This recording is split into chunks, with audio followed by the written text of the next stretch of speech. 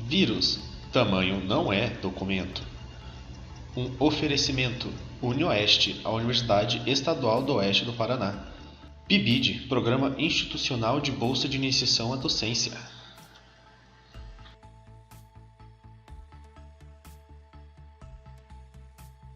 Oi pessoal, eu sou a Gabriele. Aqui é a Graziele.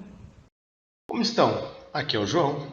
Somos universitários e estudamos na UniOeste, a Universidade Estadual do Oeste do Paraná. Cursamos Ciências Biológicas, licenciatura. E estamos aqui juntos para ensinar vocês a entenderem melhor o que é o vírus.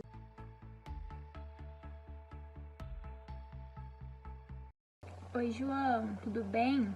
Hein, eu tô com uma dúvida. Minha mãe ficou gripada e tomou um antibiótico.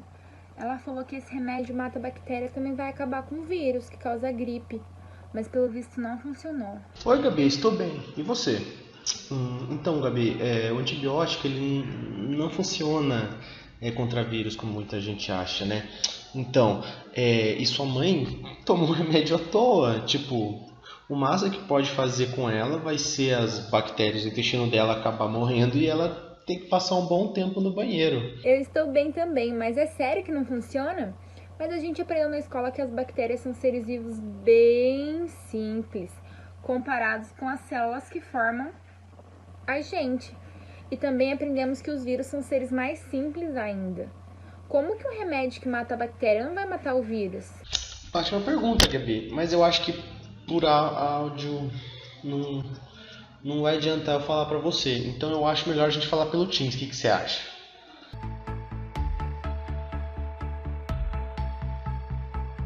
A gente precisa lembrar que bactérias são seres procariontes. Significa que elas não possuem núcleo.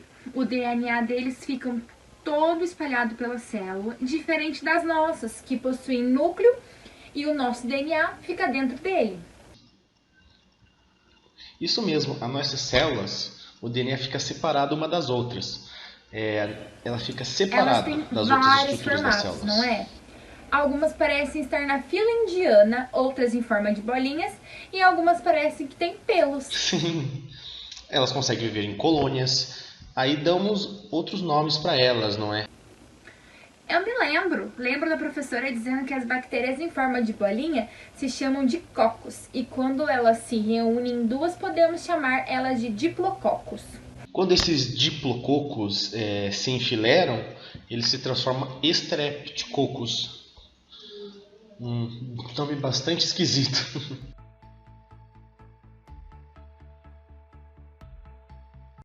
Como você disse antes, as bactérias são bem simples.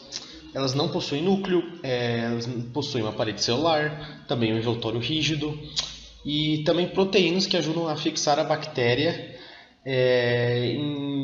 na célula, no seu hospedeiro, assim, em outro micro-organismo. Como as bactérias não têm núcleo e o DNA fica espalhado pelo citoplasma, a parte que fica esse DNA a gente chama de nucleóide.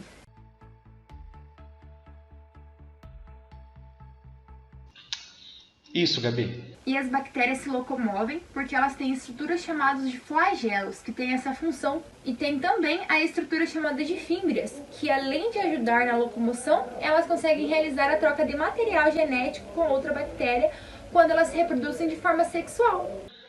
Exatamente, as bactérias elas conseguem se reproduzir de uma forma assexuada ou de uma forma sexuada, trocando material genético entre elas. Isso é bem louco.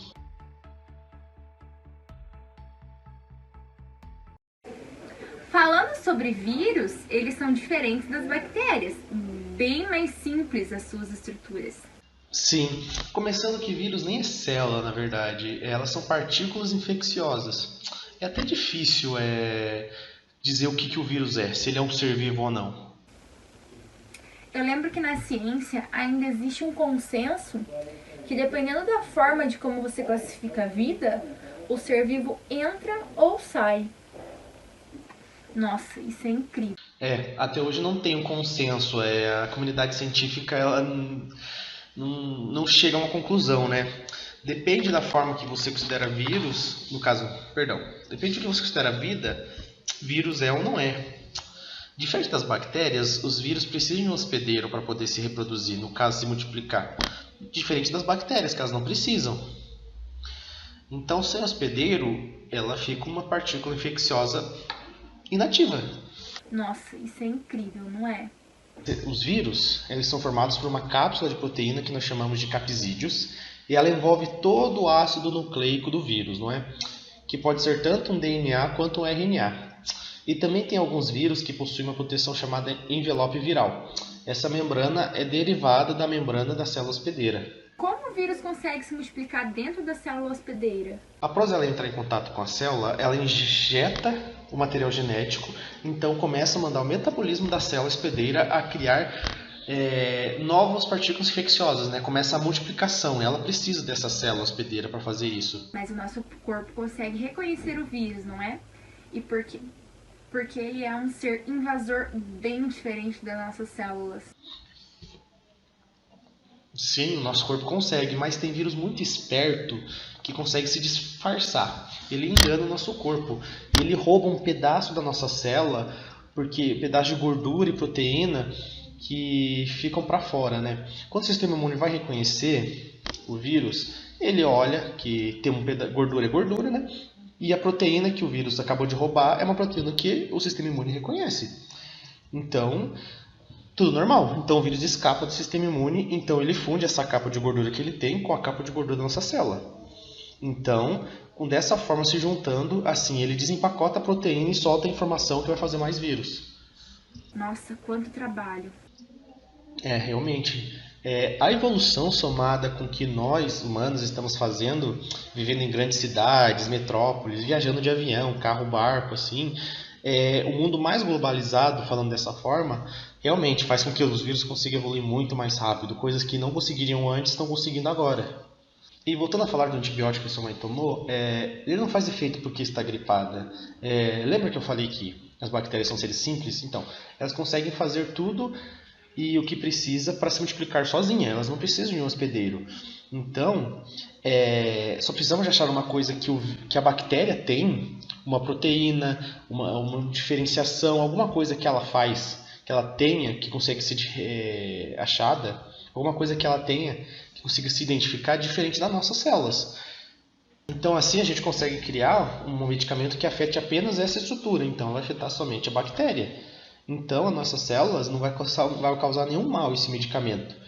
Mas, então, o vírus precisa de uma célula hospedeira. Então, quando ele invade uma célula para se reproduzir, para a gente conseguir acabar com esse vírus, a gente vai ter que achar uma maneira de acabar com o vírus sem acabar matando a célula, o que é algo extremamente difícil, ou a gente vai acabar matando nossa célula junto com o vírus. Mas a gente não consegue diferenciar célula boa de célula ruim. Então, células boas vão ser mortas juntas.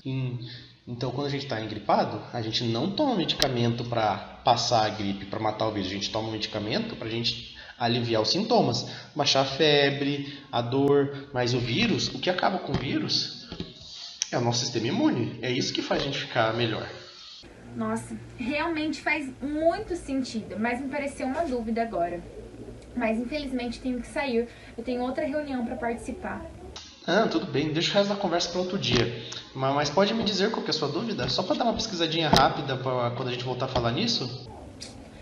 Sim, minha dúvida são sobre as vacinas. Então, nos últimos tempos está em alta, né, esse negócio da vacina. E é muito bom, né, por causa da vacinação do Covid. Mas assim, então, em vez de você me fazer uma pergunta, eu vou fazer uma perguntinha para você. Pode fazer, que eu vou chegar com a resposta na ponta da língua. Como e quando surgiu a primeira vacina? Tchau!